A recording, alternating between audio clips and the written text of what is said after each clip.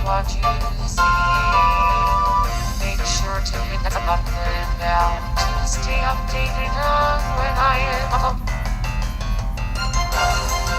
I have no idea what else to say now, so I just end up with welcome to AmberAnkNA, and this is my channel.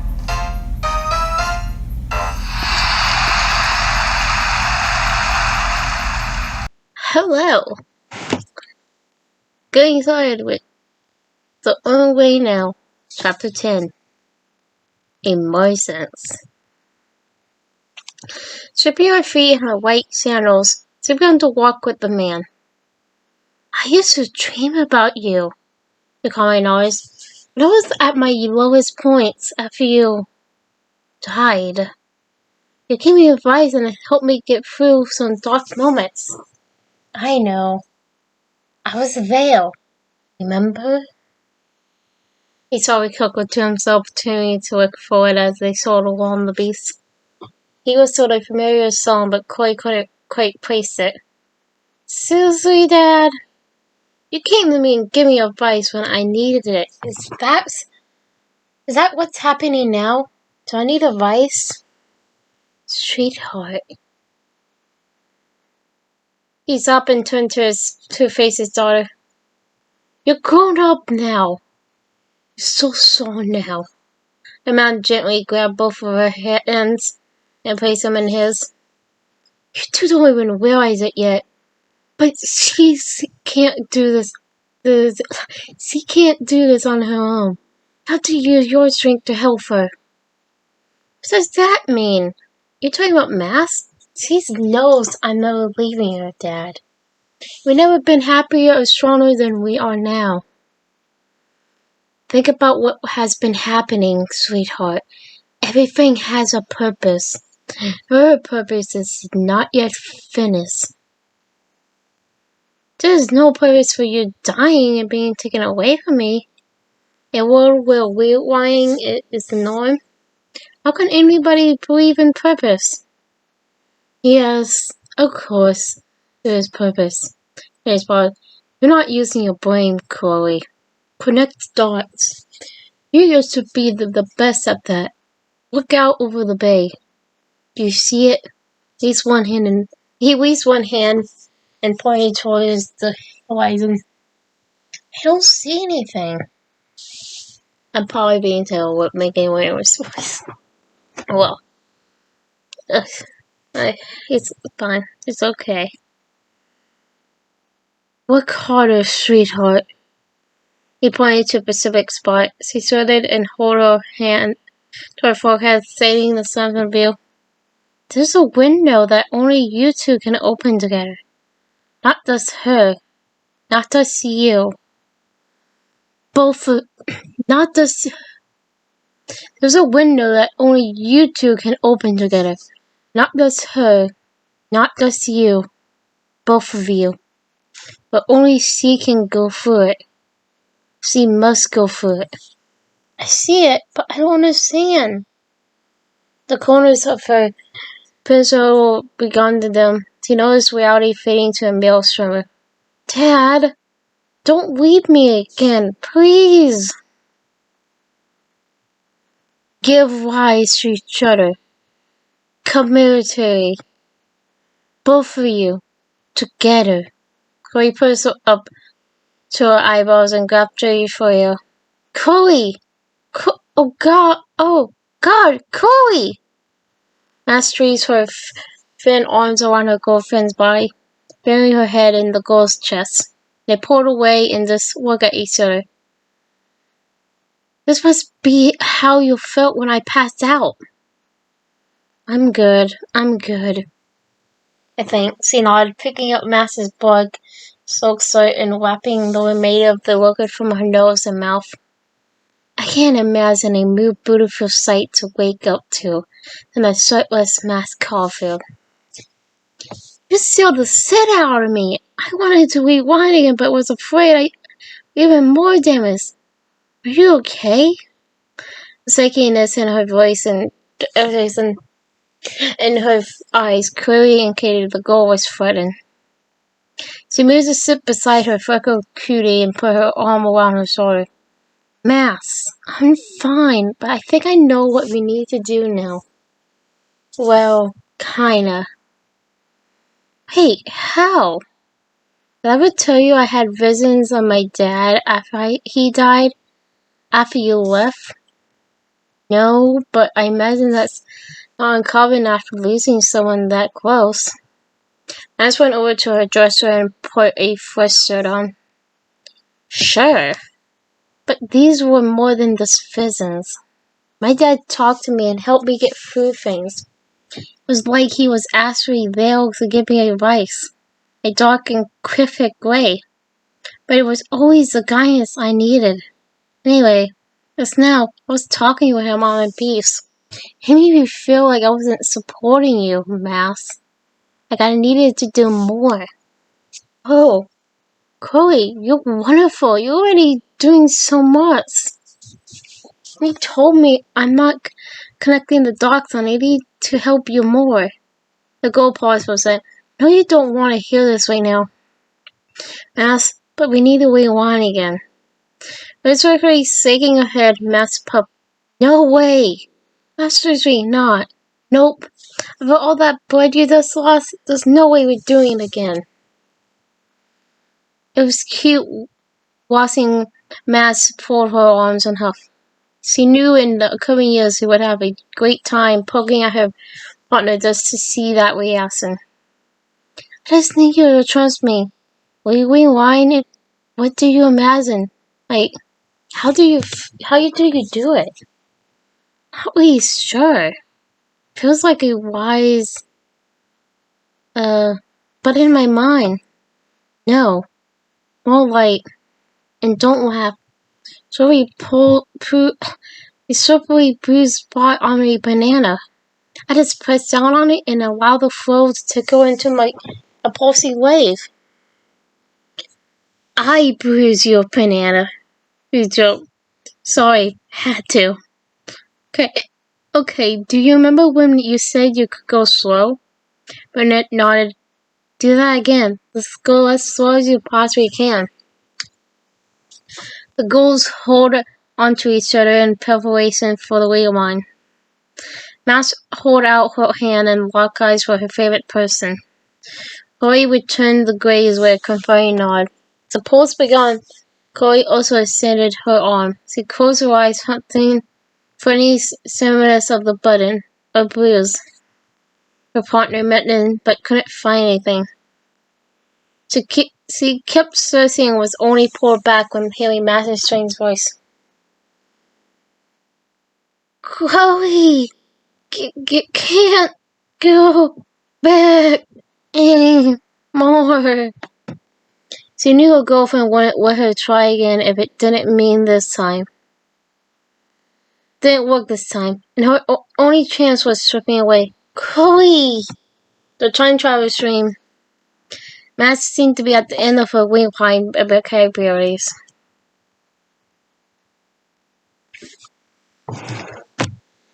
After desperation, she reached deep in her mind one last time. After forcefully tensing, then releasing every muscle in her body, she proceeded alley of grey mass.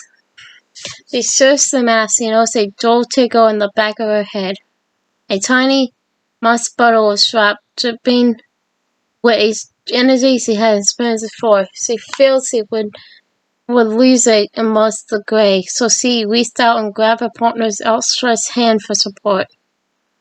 As soon as they connected, a blinding light burst in front of them, only inches from where their fingers were wrapped, causing the jewel to fly backwards and land at the head of the bed.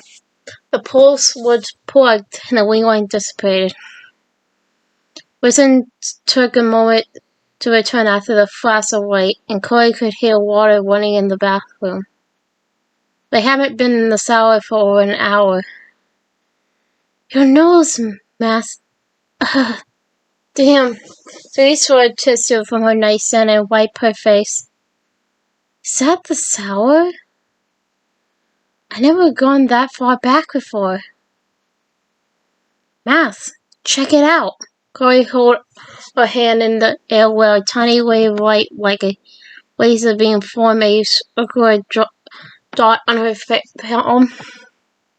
So seeing for the source, she moved her hand towards the center of the room. The dot slowly grew until she reached the area just beyond where they had interlocked fingers during the wing line. It's like a hole to another something. Matt stood up and went to the bathroom. Chloe held her, splashed some water, and then turned the shower off. She returned to the bedroom, face still a bit damp, and joined her at the golf ball-sized floating hole. What the hell is that? I'm not sure. Looks like we whipped a gap in space, I guess. Mount slowly inches her pointer towards the hole. Don't touch it! The photograph snapped, pulling her camera out from her bag. Chloe moved back and out of the shot so she could take a picture of the hole. Whoa, that's some sci-fi set. What if it melts your hands off or something? It's not gonna melt my fingers, Dork. You've been watching too many movies. She slowly reached out with her hand, palm faced towards the chasm. Her hand passed straight through as if nothing were there. It was like passing through a ghost, she thought. She moved her hand back and forth repeatedly through the plane where the spot floated. Let me try. The freckle girl suggested, mimicking her partner's minutes. She opened her palm and pulsed the hole as she edged forward, a puzzled look on her face. What's the matter, Mouse? I feel a stream of air. Did you feel it? No, nothing. The call girl responded. She waved her hand through the plane again, but didn't feel a thing. She watched as Max's palm touched and struck the hole, vibrated and rippled like a pebble being tossed in the lake. Max quickly pulled back and then touched it again. The white light shattered and was gone. Wowzers. Chloe, come look. A camera of sorts appeared to exist on the other side of the window. This is it, Max. What's it? I don't know how to explain it. This is the window to somewhere important. What Dad was talking about. He stole me something in the vision, but it looked bigger somehow. It was a circular window, like the ones on cruise ships. It's much larger. Matt studied the area and look of worry replaced her former curiosity. She placed her thumb from each hand on opposite sides, grabbing the edges of the opening and began pulling awkward. The window gradually increased in size with each tug. The harder part her hands traveled, the tougher it was for the girl to find enough strength to keep it open. Chloe, I'm scared. Chloe said, I think I have to go through right now, but I don't know what will happen. I refuse to be away from you. I won't do it. I think you're right, Max. I'm sorry, but listen to me. She grabbed her girlfriend's head and turned it in her direction, both hands on each cheek, then quickly kissed her lips. She could see how hard her partner was struggling to keep the window open. Chill out. It's going to be fine. Tears began swaying down the freckled girl's face. Chloe reached over with her thumbs and wiped the sweets from under the girl's eyes. We Max and Chloe. Remember? We're always together, even when we're not. The window had widened as far as Matt could force it. She stretched it almost perfectly so wet, but frame would easily be able to slid through. Slid through. It did slid though. Sorry about that. Chloe, I fucking love you. Her arms were trembling and going weak. She wouldn't be able to hold on much longer. I love you too, Supermass. You'll be putting $1 in the thrill jar when you get back. Now go. I wait for you. The girl stilled a lovingly idiotic smile. With that, the brunette drove through the window with sweet step behind her, roughly shrinking. Finally, it was completely closed. Wait! Ray spoke to no one, waving her arms and hand in the spot the window once was. This can't be right. It wasn't supposed to fucking close all the way. She had been strong for Mass for as long as she could, but her coolness has vanished. Not like the hole her girlfriend disappeared into.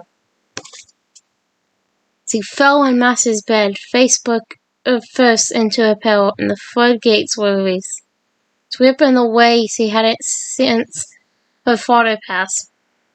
For 7 minutes, she realized her work wasn't finished. There was no need for grief. Mass was somewhere out there, and she would be damned if she didn't contribute in some way to bring her safely back home. It occurred to the point that Mass left her cell phone and bag.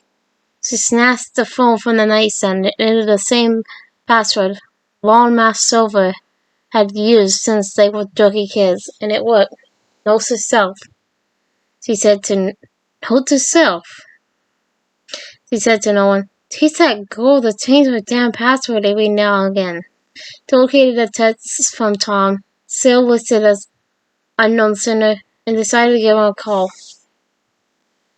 The phone rang at least 10 times with no voicemail. Finally, a man's voice was heard on the other end. Mass? The man gobbled, nope, but close enough. I'm Chloe. Nice to meet you and all that shit. We need to talk. A playful voice didn't match the seriousness of the call. Mass told me about you, and that you used to be able to rewind too. I need your help. Chloe? Thomas brought up, clearing his throat. You're the one she chose to save, aren't you? Understatement of the year, Tom. She saved me more times than I can count. She had a choice, and she chose you over other lives? How fucking selfish can a person be? The man considered. I had to let Verda die, yet you get to live? We all have sacrifices to make to save everyone else. Yeah, that's unfair to you, but it's not your decision. Yeah, you're right. It's not my decision, asshole. It's her decision, and it doesn't even matter now. Both choices were joined. I can't say that way. How could you be so fucking naive to believe it? The cycle doesn't stop. It can never stop. Our love is too strong, Tom. That's the difference between this time and any other time. We're Mass and Chloe. It doesn't matter, Biz. The former trial broke. We were in love, too. We were Tom and Verda. And nothing mattered but saving those kids. Now she's dead. I'm fucked up and the cycle moved on. That's how it's meant to be. One life for many. Fuck you for calling me a bitch. But Tom, I didn't call to argue with you. I need your help. Please, don't hang up. Mass and I opened some sort of hole or portal to another universe or something. She went for it and it closed behind her. I don't know what I'm supposed to do. I just know I can't sit on my ass and do nothing while she fights. Her voice grew more desperate eastward. What do you mean you open a portal, Tom questioned. When she pulled up the back, she took me with her. Since then, every time she rewound, I felt it. Some of the power transferred to me. We faint. She rewound over here. I used what little power I had. The powers combined somehow, and it turned a hole in fucking space. We climbed through it. It closed, and, well, here we are. Unbelievable. You let her go through? It happened so fast. You two are fucking with shit you shouldn't. What gives you the right? Goddamn kids gaining the power. What a joke. I called for help, Tom. What am I supposed to do? Supposed to die, Chloe. That's all. Easy peasy. Master Chloe soon enough. If she's not already dead herself. Fuck! She showed the phone down, ending the call. From Master's instructions, they knew the matter would be tough to deal with. But she hadn't expected the conversation to go so poorly. It was a bit discouraging, but she didn't let it get her hopes down. She was still unsure what her purpose was, but she had to do something. She felt alone and prayed to any god who would listen to protect her soulmate. She promised herself she would always keep Matt safe, but now she didn't even know where she went. Dumbfounded and feeling lonely, Chloe decided to call her other best friend. The goal is just to visit the whole Chloe's newfound trickle of power and Master David's parents. A lot had happened since the actress left. I'm out of ideas, Grace. I can't just sit here. Her head was swimming. What about your vision? Didn't you say it was a beast in Seattle near the Space Needle? Maybe you should go there. The barn was still on the road. Having just entered the KBA city limits. Yes, but the precision of the lab to the far right in the distance, my location like this, it sort of reminded me of Chloe trailed off to admitting what she witnessed. Grace. Like I know where I need to go. Well, we need to go. Please, this is important. It's important to you. It's important to me. But I'm not driving back to Seattle. This girl has driven enough in 2 days for 2 lifetimes. By Rachel's tone, she seemed worn out. No, I'm coming to you. Back to Arcadia. Where are you going? Her internal initial thought was to stay in Master's room in the event she would turn to the same spot, but the reality of the matter had set in. The window had closed, and there was no telling where her girlfriend ended up. When she finds her way back, it won't matter where Chloe is located. They find each other like they always have. I'm meeting my dad and Rose for an early dinner, and I join you. Where? 2 whales? Meet you at the lighthouse in about 3 hours. She figured the trip from Seattle to her hometown would take about that length of time. Color me in draws, she responded.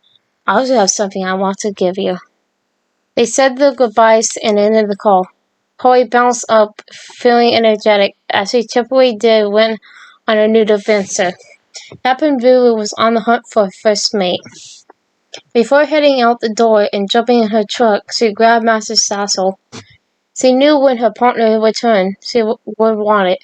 As she lifted it from the ground beside the bed, the camera, car seats, and several photos spilled back down to the ground. She grabbed the contents and swung the strap around her neck. On her way out, she stopped to look at herself in the mirror. Allowing her right arm to hang by her side, she reached across her body and placed her hand on her right shoulder, and triple gold mask Caulfield fastened. She cackled, finding humor in the fact that she was cosplaying as her sweet girlfriend. Maybe from the window with the intention of leaving in her truck, Chloe remembered that she had access to a more reliable mode of transportation. She felt more comfortable in her truck, but she didn't need it break down in packing her trip.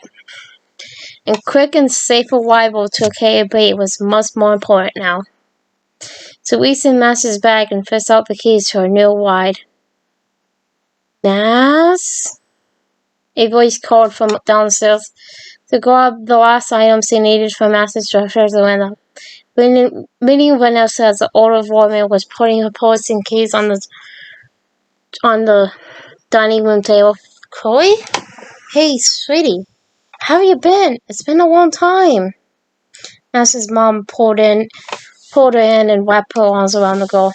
She'd always been nice to Chloe, and he never grew particularly close. Very good, Mrs. C. I'm just leaving. She didn't want to waste time, but also couldn't be rude to her girlfriend's mother. Especially since her asks that Emily saved Mouse. Where's Mouse? She asks. Oh, she's not here right now. I'm actually going to pick her up somehow. But her car is still parked in the driveway. I'm assuming that's your truck? Yep. A beauty, ain't it? Well, I gotta go. It was nice seeing you. Chloe went out the door and locked the car using the key fob and cranked it up. She jammed it in reverse, flew down the driveway, pushed it to drive, and blasted down the road, causing a shrieking wail or two in the progress. Once the neighborhood disappeared in the distance, she unfolded the last time she grabbed. She was not so wide, but knew it would be important. She folded the napkin 3 times and tucked it in Max's bag. Ooh. Ooh. Wonder. I'm gonna go take a break now because I need a break. I'm trying to cough, so yeah, I'm gonna take a break now. Hope you enjoyed this chapter 10. Hope you enjoyed it. A Baron is coming! Ba-bow.